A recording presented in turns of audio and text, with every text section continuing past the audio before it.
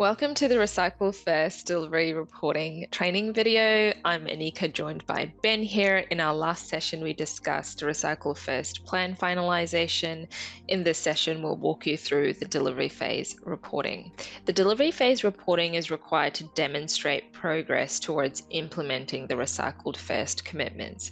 For the reporting, we need to fill out this section over here, columns N to Q. You should all now be familiar with the Recycle First commitments and reporting table. But before we commence, one very important step is to the top left-hand corner here. This is really important that we enter in the month that the report is submitted. So for instance, September 2023, this really helps us track the monthly reporting. For reporting each month, we go through and we fill out the delivery phase information. So this is the month of September.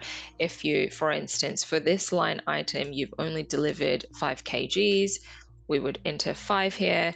This percentage over here, column P, is column M. So 40%, it can be different. There may be instances where a supplier is no longer able to supply 40%. So in that case, you can enter a different percentage, but please note that anything that's different in this section to the commitment information, it needs to be captured somewhere for the purpose of reporting. That needs to be captured in the additional note section here. You can say something like supplier can no longer commit to 40%.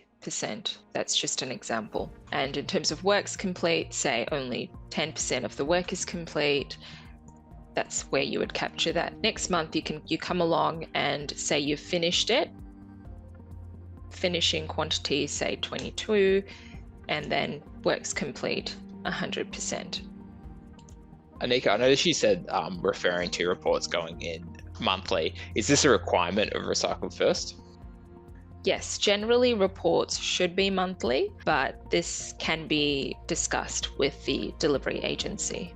For the commitments, I know that we said in the last video that the commitments are locked after we've submitted the Recycle First plan. Is there any way of changing commitments during delivery phase?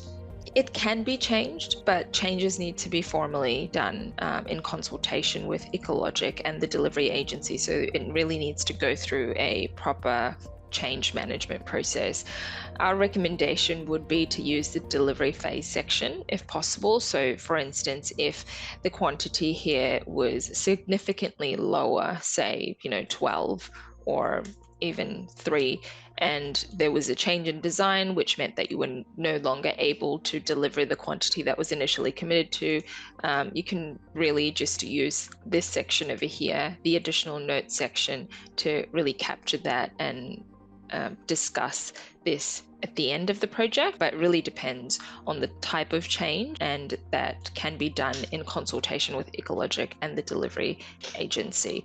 Note that for projects that have longer time frames, they do have an opportunity to do annual reviews, and in the annual reviews, you can really discuss any changes or any additional commitments that you may want to add. I just wanted to also make a note, there may be an instance where an additional opportunity that has been captured during delivery phase, so something that wasn't captured at the initial plan finalization. What you would do is you would essentially just leave this section in the commitments place blank, and you would enter in the delivery information and add in a note in the additional note section specifying that you've captured an additional opportunity.